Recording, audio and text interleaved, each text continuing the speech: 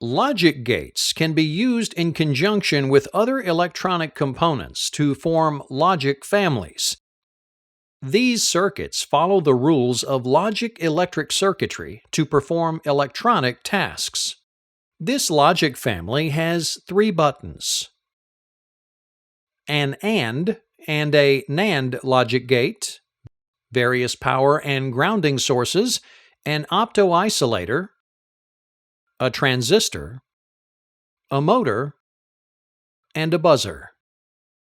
Pressing button 1, 2, or 3 individually will cause either the motor to run, the buzzer to emit sound, or both to operate simultaneously. Let's look at it in more detail how each button independently operates the circuit. When no buttons are pushed, the output on the AND gate will be high because both inputs are high. Therefore, the optoisolator LED is on, which causes the internal transistor to turn on. Subsequently, pin 5 goes low, causing the base of transistor Q1 to be low and therefore Q1 to be off. Thus, no current flows through to the motor. Also, the NAND gate output is low because both inputs are high and therefore no voltage is available to power the buzzer, so it remains off. When button 1 is pushed, the input to the AND gate remains high. Therefore, the motor is still not powered.